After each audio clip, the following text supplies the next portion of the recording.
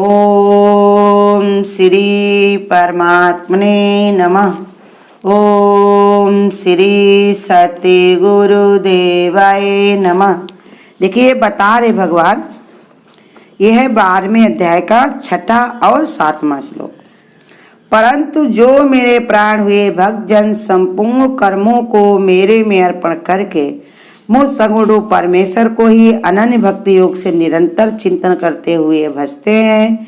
हे अर्जुन, उन मेरे में चित्त को लगाने वाले प्रेमी भक्तों का मैं शीघ्र ही मृत रूप संसार समुद्र से उद्धार करने वाला होता हूँ।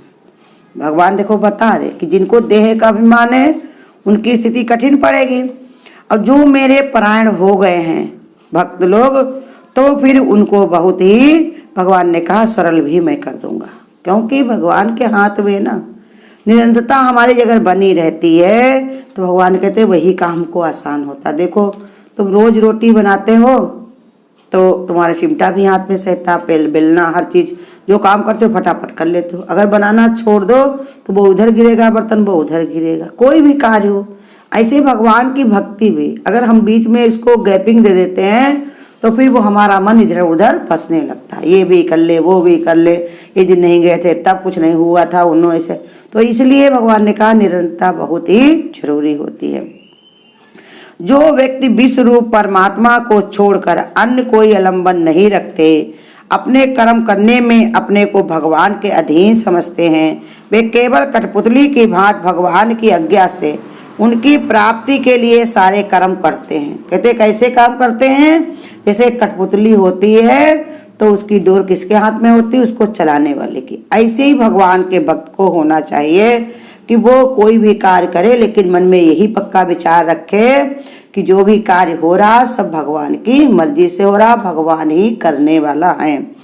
उन्हें उन कर्मों के फलों में लेस मात्र भी कोई लगाव नहीं रहता।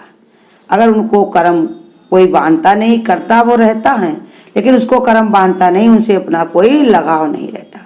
ज्ञान की जब पूर्णता हो जाती तो ये सत्संग की भी गुरु कहते जरूरत उनको नहीं होती। लेकिन बंद इसलिए नहीं करते हैं क्योंकि वो जानते हैं नए नए जो जुड़े हुए हैं उनको ये तो समझ में आएगा नहीं, लेकिन वो वहीं पर ही रुक जाएंगे। कहीं जब हमारा बड़ा नहीं आगे बढ़ रहा है तो आगे हमसे चलने वाला, समझने वाला, जैसे गुरु कहते हैं कि जिसको पहचान है वो नहीं समझता इस बात को, तो हमको क्या जरूरत है। जैसे बताया कि एक धोबी था, तो वो धोबी का एक गधा था। दो भवर ने गधे को ही बढ़िया घुमाया करता था, टहलाया करता था, अपना उसी पर कपड़े ले जाता, लाद कर लाता, पीछे बैठ करके आता, खुश रहता था। एक दिन रास्ते में जा रहा था तो उसको एक लाल पत्थर मिला।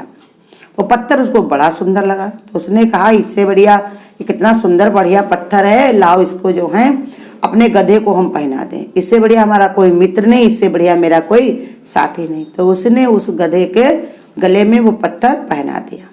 जब गधा भाई पहन लिया, उसने अंगोछा में बांध के बढ़िया पहना दिया। उधर दूर पीछे से एक जौहरी आ रहा था। उसने देखा कि गधे के गले में लाल, देख करके वो लाल पत्ता जो था वो लाल था। उसको देख कर कहने लगा भैया ये तुमने इसको क्यों पहनाया? कहा ये पड़ा हुआ था रास्ते में, हमको बड़ा सुंदर लगा तो हमने उठा लिया, और इसको हम क्या करते हैं, हमको गधा बड़ा हमारा प्रिय है, सब मेरा काम करता है, मित्र है, साथी है, मेरा पिता है, माता है, सब कुछ यही मेरा है, इसलिए मैंने इसको पहना दिया। तो उसने कहा भैया हमको पत्थर दे दो। तो गधा था, उसने दिमाग चलाया कि जरूर इसकी कुछ ना कुछ कीमत होगी तभी ये जो है मांग रहा। कहा भैया क्यों तुमको दे दे? तो कहा भैया हमको दे दो, हमारी जरूरत की चीज है, हमको दे दो। कहा भाई ऐसे नहीं देंगे। तो उसने कहा ठीक है, हमसे 50 रुपया तुम ले लो और दे दो। अब गधा का दिमाग और ठनका, उसने वो हाथ धोबी का दिमाग और ठनका। उसने कहा जरूर न जरूर इसमें बहुत कीमती होगा तभी तो 50 रुपया हमको दे रहा। उसने कहा भाई 50 रुपये हम नहीं देंगे, अगर तुमको 500 रुपया दो तो हम दे सकते हैं। जो जौहरी था उसने कहा ये धोबी है, इसको क्या पता है, ये क्या समझ पाएगा, अभी हमको बुलाएगा, हम कहेंगे हम नहीं लेंगे तो हमको बुलाकर जबरदस्ती देगा। जैसे हम लोग नहीं करते हैं, कोई मोल भाव करना हो कहेंगे हम इतने चीज इतने में लेंगे, तो कहेंगे अभी ये खुद ही बुलाएगा। अरे भैया जब उसको पढ़ता नहीं आएगा तो क्यों बुलाएगा? लेकिन हम कहेंगे अभी बुलाएगा, कापता इतने ज्यादा हमसे ले रहा था, अभी हमको बुलाएगा। आगे वो जिसको नहीं देना, जिसका पढ़ता नहीं खाता, तो वो आगे बढ़ जाता। ऐसे ही जौहरी जैसे आगे बढ़ा, मन में ये सोच रहा था कि अभी ये धोबी हमको बुलाएगा और कहेगा भैया ये ले लो, 50 रुपए का ले लो, लेकिन वो आगे जाके पेड़ के पास छिप गया कि अभी बुलाया अभी बुलाया। इतने में दूसरा जौहरी आ गया, उसने भी यही कहा भैया ये तुमने गले में इसको क्या पहना रखा, क्यों पहना रखा? तो उसने कहा भैया ये लाल हमको रास्ते में मिल गया, मैंने अपने गधे को पहना दिया, यही मेरा सब कुछ है। तो उसने कहा ये हमको दे दो भैया। तो कहा, अब वो सोच रहा था कि देखो वो 50 रुपया देने को कह रहा था, ये भी हो सकता है इसे कुछ कहे, तो उसने पहले ही बता दिया कि ये हम तुमको दे देंगे लेकिन हमको इसके बदले में 500 रुपया चाहिए। जौहरी ने कहा हाँ हाँ अभी हम देते तुम्हें 500 रुपया, हमको दे दो। तो भाई वो उसने 500 रुपये दिए और हाथ में अपना वो लाल लेके आगे चला गया। अब वो पीछे जो छुपा था पहला वाला जौहरी, वो दौड़ के आया, कहा ये क्या किया तूने, ये क्या किया, ये क्या किया? तो कहा कि क्या किया? हमने कहा देखो ये 500 लाख 5 करोड़ की लाल था, बहुत महंगा बहुत महंगा बहुत महंगा था, अब तुमने 500 रुपये में दे दिया, तुम्हारा जैसा कोई मूर्ख नहीं। उसने कहा हम मूर्ख? हमसे बड़े तो तुम मूर्ख हो, हम तो इसकी कीमत ही नहीं जानते थे, लेकिन तुमको तो कीमत पता थी, तुमने 500 में क्यों नहीं खरीदा? ऐसे ही बता रहे हैं कि हम जो बहुत ज्ञानी बनते, बड़े होशियार बनते, जब हम रुक जाते हैं तो हमारे साथ में चलने वाले, हमारे पीछे चलने वाले वो भी ठहर जाते। कितना होशियार होने पर इनको कोई फर्क नहीं पड़ता। तो हमको तो इसीलिए बताया भगवान ने पहले बता दिया 3रे अध्याय में कि हमको कोई भी चीज पाना दुर्लभ नहीं है, कठिन नहीं है, लेकिन फिर भी मैं कर्म में ही बरतता हूँ, कर्म ही हमको जो ना आगे चलता हूँ, क्योंकि अगर हम ऐसा ना करें तो सारा संसार वर्ण शंकर को प्राप्त हो जाए।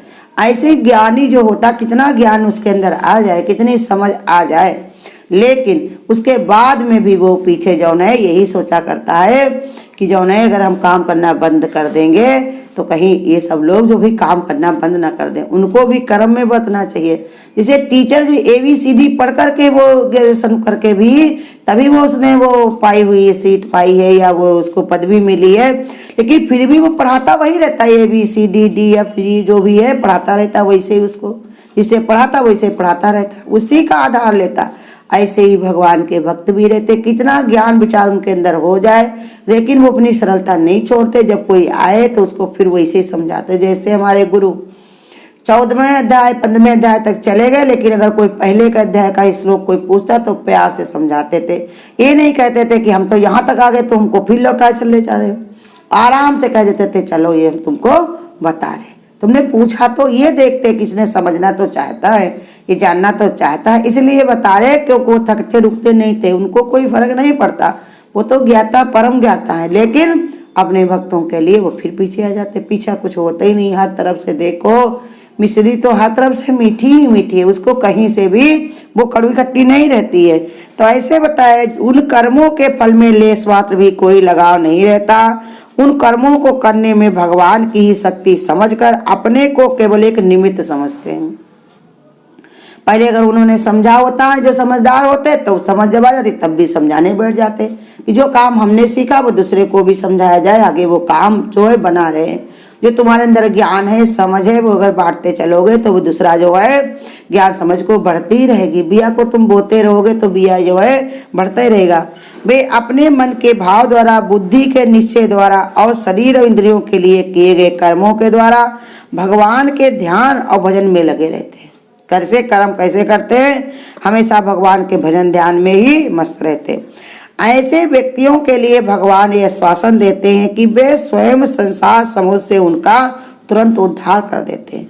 भगवान का नित्य आश्रय रहने के कारण ऐसे भक्तों के मन में संसार से प्राप्त होने वाली कठिनाइयां, विषमताएं में ध्यान ही नहीं जाता। उनके पास इतना टाइम ही नहीं रहता कि वो सोचे क्या हमको कठिनाई हुई, क्या हमको समस्या हुई, उनके पास टाइम ही नहीं रहता। भगवान के भजन के अलावा और उनके पास कोई काम नहीं रहता। वो एक विचार मन में बनाए रहते हैं, हमको यही में रमना है, इसी में हमको लगना है, और कठिनाई नहीं। उनको फिर और कोई कठिनाई कोई परेशानी नहीं रहती, क्योंकि उनके अंदर यही विचार बना रहता है कि भगवान का कार्य में हम रमे हैं, इससे बड़ा कोई आनंद नहीं। दूसरी तरफ उनका चित्त लगाने का मन नहीं रहता। प्रत्येक परिस्थितियों को भगवान की लीला समझते हैं, नित्य इस मधुर संबंध का अनुभव करते हुए प्रेम पूर्वक रहते हैं।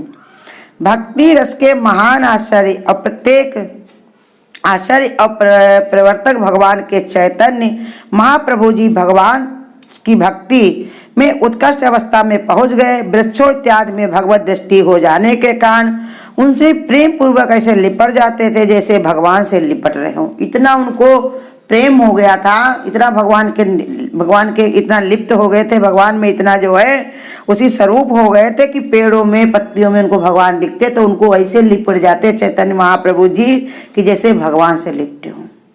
अब गुरु भी हमारे देखो यही कहते हैं, मैं संतों का दास संत मेरे मुकुट मणि। जो मेरे संतों का सम्मान करेगा मैं उस पर रिझा रहूंगा। भगवान ने भी कहा, मुझसे अधिक संत कर लेखा, मौसम जो संतन कर देखा, नहीं चाहिए दिल दुखाना किसी का। तो इसलिए भगवान कहते जब प्रेम हो जाता है तो फिर उनको कोई बात जो है उनके कोई उसको जो है मन से हटा नहीं सकता। वो संतों में भगवान का ही रूप देखते हैं, उनके भाव को उनके विचार में वो अपने को लगाते रहते। ऐसे भक्तों की पूरी जिम्मेदारी भगवान अपने कंधों पर ले लेते हैं और उनके आस्तिक भाव की रक्षा करने के लिए उनका योग स्वयं भी वहन करते हैं। वो क्या कहते हैं कि तुम्हारी जो है हम रक्षा करेंगे, तुम्हारी जिम्मेदारी मेरे पास, तुम अपना ध्यान नहीं रखते हो। तो भगवान अनंत रूपों में आकर के उनका ध्यान रखते हैं। कहीं कोई आके बताएगा, कहीं आके दुआ। देखो भगवान की ओर जो चलते तो करोड़ों संत उनके लिए दुआ करते हैं, व्रत रहते हैं, उपवास रखते हैं कि हमारे प्रेमी प्यारे जब स्वस्थ रहेंगे तो कितना हम लोगों को आनंद मिलेगा, कितना सबको सुख मिलेगा। उनके लिए कितनी भगवान ने कहा मान्यताएं रखते हैं। घर परिवार वाले चाहे एक बार खुश भी हो जाएंगे, कितना बढ़िया चला जाएगा, छुट्टी मिलेगी, टोकने वाला कहने वाला चला गया। लेकिन भगवान के वक्त का कितना सुंदर भाव रहता है, वो बार बार दुआ करते हैं, हे प्रभु इनको स्वस्थ करो, हे प्रभु इनको अच्छा कर दो।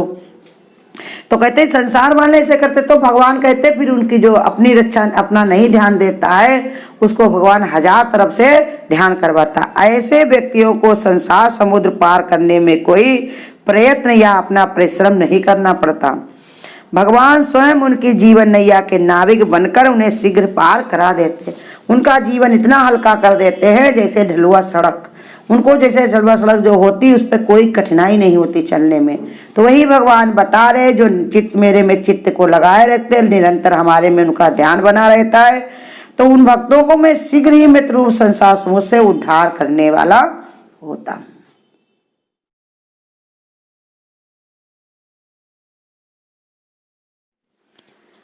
आनंद स्रोत बह रहा परितु उदास है, अचरज है जल में रह के भी मछली को प्यास है। आनंद स्रोत बह रहा, कुछ तो समय निकाल प्रभु भक्ति के लिए, प्रभु भक्ति के लिए।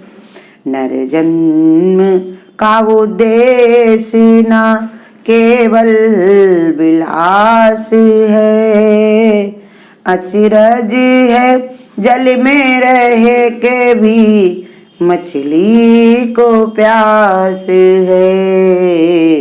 आनंद स्रोत बह रहा फिर भी उदास है, अचरज है जल में रह के भी मछली को प्यास है।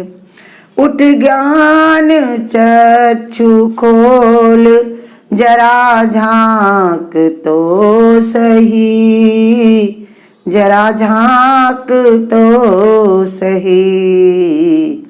जिसको तू खोजता है वो तेरे पास है, अचरज है जल में रह के भी मछली को प्यास है। आनंद स्रोत बह रहा फिर भी उदास है, अचरज है जल में रह के भी मछली को प्यास है। आनंद मोक्ष का न पा सकेगा तब तलक, पा सकेगा तब तलक, जब तक प्रकाश तू इंद्रियों का दास है।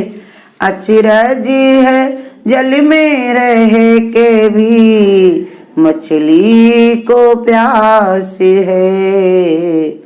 आनंद स्रोत बह रहा फिर भी उदास है। अचरज है जल में रह के भी मछली को प्यास है, मछली को प्यास है। अगर आपको आज की वीडियो अच्छी लगी हो तो वीडियो को लाइक और शेयर करना ना भूलें।